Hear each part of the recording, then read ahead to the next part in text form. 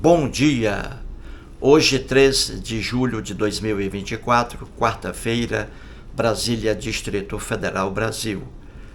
Vou começar uma série hoje com 17 vídeos acerca deste maravilhoso livro aqui, A Paixão no Banco dos Réus. Este livro foi escrito por Luísa Najib Eluf. A Luísa Najib Eluf está com 69 anos de idade, é advogada e durante muitos anos foi promotora de justiça e procuradora de justiça do estado de São Paulo. Neste maravilhoso livro aqui, ela trata da paixão, a paixão aí nos crimes passionais, crimes aí ocorridos no Brasil. Esta edição aqui é a 9ª edição do livro, a 9ª, publicada agora recentemente em 2019. O livro é dividido em 3 partes. Na primeira parte do livro aqui, ela traz 17 homicídios envolvendo paixão, apenas envolvendo paixão, crimes passionais. Então, a primeira parte do livro dela, ela traz aqui 17 homicídios que ficaram famosos aí no Brasil. Desde o homicídio de Pontes Visgueiro, em 1873, até o homicídio praticado pelo advogado Misael Bispo de Souza contra Mércia Nakashima, no estado de São Paulo. A Luísa Najib Eluf traz aqui a narrativa desses homicídios e eu venho aqui para que você tenha conhecimento como foi que esses fatos ocorreram. Então vou fazer aqui essa série. São 17 vídeos, 17 homicídios. Vamos começar aqui com o primeiro homicídio aqui, trazido pela Luísa Najib Eluf. Vamos lá. É o homicídio aí praticado pelo desembargador Pontes Visgueiro. Muito bem. O nome dele completo, José Cândido de Pontes Visgueiro. Ele nasceu em Alagoas e depois de algum tempo, já na adolescência, ele foi cursar Direito em Olinda, Pernambuco. E ali ele estava fazendo o curso de Direito. A família dele era uma família rica. E ali em Olinda, ele se apaixonou por uma jovem, em Olinda, e os pais não queriam esse namoro. E aí levaram o filho, tiraram o filho de Olinda, que estava cursando Direito na época, e levaram esse filho para a Faculdade de Direito de São Paulo. E lá em São Paulo, ele se formou em Direito. Formado em Direito, ele voltou para Alagoas e ali exerceu a função de juiz de direito.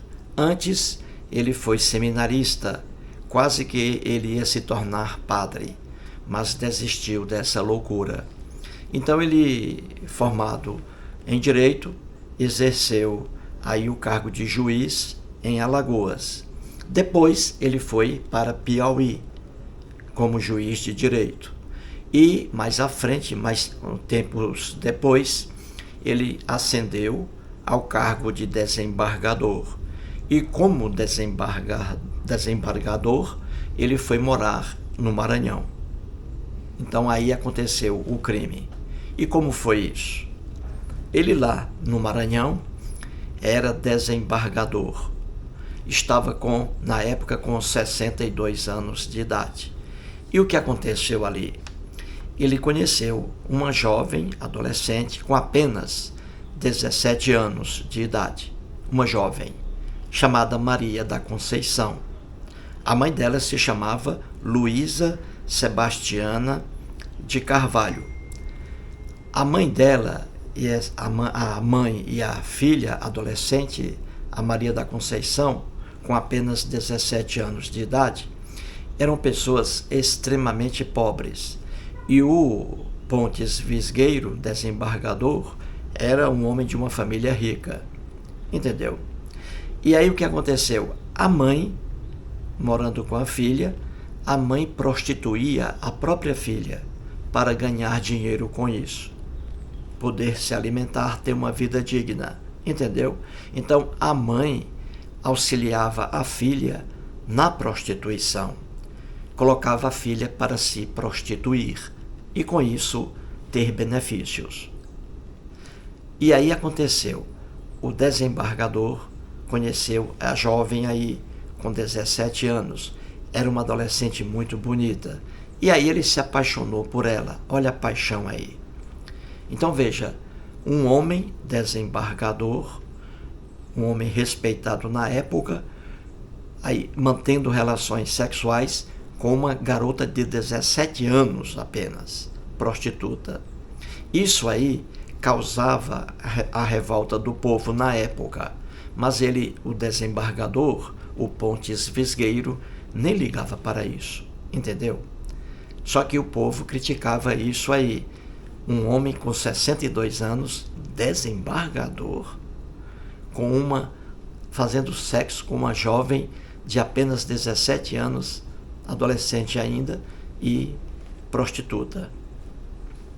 E aí veio a paixão dele por ela, né?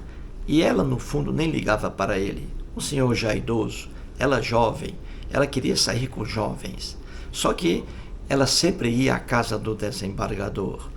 Ali dormia muitas vezes com ele lá, só para conseguir aí ajuda financeira do magistrado. Pois bem, então o Pontes Visgueiro ficou louco por ela, pela jovem. Louco. Certa vez ele entrou na residência da mãe dela e arrombou a porta do quarto onde a jovem estava, juntamente com outro cara. Eles estavam mantendo relações sexuais. O desembargador chegou lá desesperado, arrebentou a porta e viu lá sua amante, a prostituta, com 17 anos, Maria da Conceição, com outro homem na cama, totalmente nus. O homem foi embora e ela ficou reclamando da atitude do desembargador. Então, era isso aí, gente, o caso dele com essa menina. Entendeu? Que causava vergonha à sociedade, mas ele não desistia dela. E aí aconteceu o seguinte: num certo dia desapareceu lá da residência dele uma grande quantia de dinheiro, entendeu? Desapareceu lá da mansão do desembargador. E só quem entrava lá era ele, a empregada e essa menina aí, a Maria da Conceição, certo? A Maria da Conceição. E ele, obviamente, descobriu que foi ela que havia pego essa grande quantia de dinheiro. E aí ele ficou com muita raiva dela. Veja bem, a paixão aí se tornou em ódio. Ele ficou com muita raiva dela. Sabia que ela transava com outros rapazes da idade dela, 17 anos. E isso irritava o desembargador. E, além disso, ela pegou o dinheiro dele, subtraiu o dinheiro dele. E isso revoltou o desembargador. E aí ele planejou matá-la. Lá no Maranhão, ele procurou duas pessoas inicialmente. Ele procurou lá o funileiro Antônio José Martins de Carvalho. Ele pediu a esse Antônio José Martins de Carvalho que fizesse um caixão de zinco. Muito bem. E contratou também aí o carpinteiro Boaventura Ribeiro de Andrade. Ele pediu ao carpinteiro que fizesse um caixão de cedro. Feito isso, ele saiu do Maranhão e foi ao Piauí. Lá no Piauí, ele se encontrou com um rapaz negro, muito musculoso, com 30 anos de idade, o Guilhermino Borges. Ele pediu ao Guilhermino Borges que fosse com ele até ao Maranhão, porque ele queria dar uma surra apenas na garota Maria da Conceição. Então ele queria que o Guilhermino Borges, como era um homem forte, ele queria que ele segurasse a jovem enquanto o desembargador a espancava. Então o Guilhermino Borges foi com o desembargador ao Maranhão, pensando que seria apenas uma surra, e não que o desembargador fosse eliminar a jovem Maria da Conceição. Muito bem. Então você vê aí a inexperiência do desembargador, não é? Convidou aí várias pessoas, veja bem, várias pessoas nessa ação aí terrível. Com certeza, mais fácil, mais tarde, a polícia com muita facilidade ia descobrir tudo, porque ele arranjou muita gente aí, ele colocou muita gente na ação criminosa dele, e isso aí facilitaria depois a investigação policial. Muito bem, chegando ao Maranhão, o desembargador e o Guilhermino Borges, um negro forte, que ia segurar a jovem para ser espancada. Chegando ali, à residência do desembargador, o Guilhermino Borges se escondeu. O desembargador pediu que ele se escondesse. E aí o desembargador chamou a jovem Maria da Conceição para comparecer à sua residência. Ela nem tinha ideia de que seria morta naquele dia.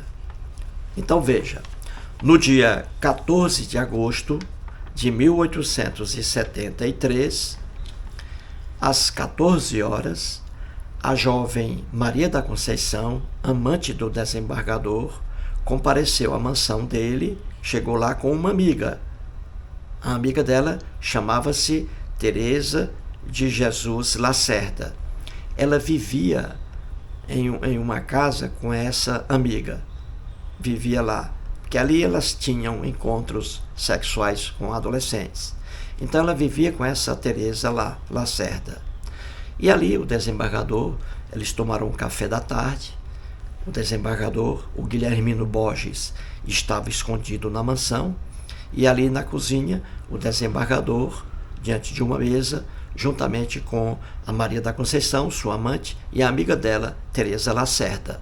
E ali, tomado o café, o desembargador pediu a Maria da Conceição que despedisse aí de sua amiga Teresa, que a amiga Teresa fosse embora e que eles iam jantar mais tarde juntos.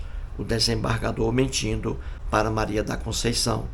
Na verdade, ele queria matá-la e matou ali. Aí a Maria da Conceição despediu-se de sua amiga Teresa Lacerda e ficou ali somente ela e o desembargador. Veja outra inocência dele. Foi fácil a polícia descobrir que ele foi a última pessoa a ver a Maria da Conceição. Testemunha, a própria amiga dela, a Teresa Lacerda. Veja a burrice do desembargador. Pois bem, quando a Teresa Lacerda saiu da mansão, aí o desembargador pediu que Maria da Conceição subisse lá ao andar da casa, da mansão, e fosse lá para o quarto com ele. E ela já conhecia tudo aquilo ali. E aí os dois subiram. Lá, sentada no quarto, já em que eles mantinham relações sexuais, o desembargador pediu que ela ficasse lá, que ele ia descer para pegar alguma coisa. E ela não desconfiou de nada. Aí ele desceu lá embaixo e procurou o Guilhermino Borges, que estava escondido, o negrão forte. O Guilhermino subiu com ele. Lá, o Guilhermino segurou a moça, e ela chorando desesperadamente. Aí o desembargador pegou um punhal, veja bem, antes do punhal, ele colocou uma toalha na boca da Maria da Conceição, enquanto o Guilhermino Borges segurava os braços dela por trás. Então o desembargador colocou uma toalha na boca da Maria da Conceição e depois virou a cabeça dela para trás e colocou um líquido que ele trazia dentro de um vidro, colocou o líquido dentro do nariz dela e ela desfaleceu, perdeu ali a consciência, os sentidos. Nisso, o desembargador pediu ao Guilhermino Borges que saísse, que descesse, que esperasse por ele lá no piso da casa. O Guilhermino Borges desceu. Ele não imaginava que o desembargador fosse matar a jovem. Seria apenas uma surra. Mas que nada. O desembargador pegou o punhal dele e deu várias punhaladas na moça. Matou a moça ali. Nisso, ele pegou uma faca e colocou a faca, introduziu a faca na vagina da moça. Entendeu? Feito isso, o caixão já estava pronto, o caixão de zinco, né? Aí ele colocou o corpo da moça dentro do caixão, porque ele queria levar o caixão depois de alguns dias para Alagoas. É por isso que ele mandou fazer um caixão de zinco, para não exalar odor. Só que ele foi colocar o corpo da moça dentro do caixão e não deu. A moça era alta, jovem alta, aí ele decepou as pernas dela para que o corpo entrasse por completo. Decepou as pernas e fechou ali o caixão de zinco. E o caixão ficou ali. 2 dias depois, veja bem, 2 dias depois, o caixão exalava um forte odor, um podre, cadáver em putrefação. Aí ele chamou outra pessoa, veja aí. Ele chamou o Amâncio José da Paixão cearense. Esse aí era carpinteiro. Esse aí era também um soldador. E ele chamou esse Amâncio para soldar o caixão ali, porque estava exalando odor podre, fétido, de cadáver. Aí o Amâncio foi lá e soldou o caixão. Só que o desembargador desistiu de levar o caixão para Alagoas. Resolveu enterrar o caixão no próprio quintal da casa. Então veja mais uma inocência do desembargador. Tudo isso facilitou para que a polícia descobrisse tudo.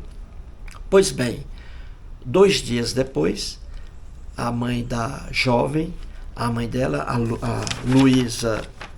Luísa Sebastiana de Carvalho, e também a amiga Tereza Lacerda, as duas sentiram falta da jovem Maria da Conceição. E a Tereza Lacerda disse à mãe que havia deixado a filha, que a filha estava na mansão do desembargador. Aí a mãe dela foi lá, juntamente com a Tereza Lacerda, à procura da filha na casa do desembargador. Chegando lá, o desembargador disse que ela tinha dormido lá e que depois ela saiu da casa. Não sabia o paradeiro dela, mentindo, não é? Aí a mãe foi à polícia, pronto. A polícia foi lá à casa do desembargador, conversou com ele, a Tereza Lacerda testemunha, e aí começou o inquérito, vieram todas essas testemunhas, o Guilhermino Borges foi ouvido, confessou tudo, que estava lá apenas para dar uma surra na menina e não matá-la.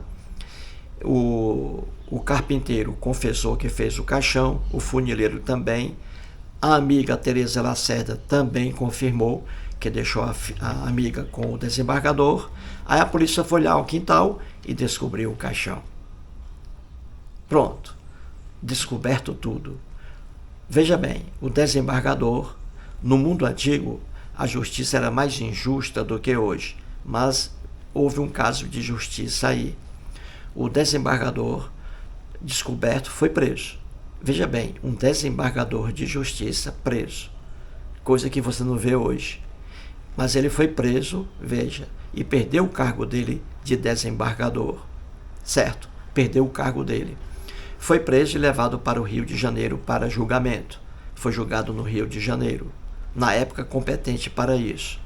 Pois bem, e aí, em 1873, no dia 14 de agosto, aconteceu o crime. E ele foi preso. Ele foi condenado, veja bem, à prisão perpétua com trabalhos forçados, coisa que havia naquela época. Então veja, prisão perpétua com trabalhos forçados para um desembargador. Então veja que o mundo antigo era muito mais injusto, mas aí, nesse caso, veja, uma novidade, né? O desembargador foi preso mesmo e perdeu o cargo. Pois bem, aí em 1875, veja bem, no dia 24 de março de 1875, com 2 anos apenas de prisão, ele morreu lá na prisão, o desembargador. Então você vê, gente, que neste livro aqui maravilhoso, veja bem, A Paixão no Banco dos Réus, de Luísa Najib Eluf, livro maravilhoso. Então estou aqui começando a série. Serão 17 homicídios aqui que ficaram famosos. Esse aí, o primeiro, Pontes Visgueiro, matando a jovem Maria da Conceição. Ela também aqui traz vários homicídios aí de seu conhecimento. O Guilherme de Pádua e Paula Tomás, que mataram a bela atriz, Daniela Pérez. Traz também o homicídio do cantor Lindomar Castilho, que matou sua ex-esposa. Traz também aqui o homicídio do grande escritor Euclides da Cunha. Traz também aqui o homicídio do jornalista Pimenta Neves, que matou a jovem Sandra Gomide, sua ex-namorada.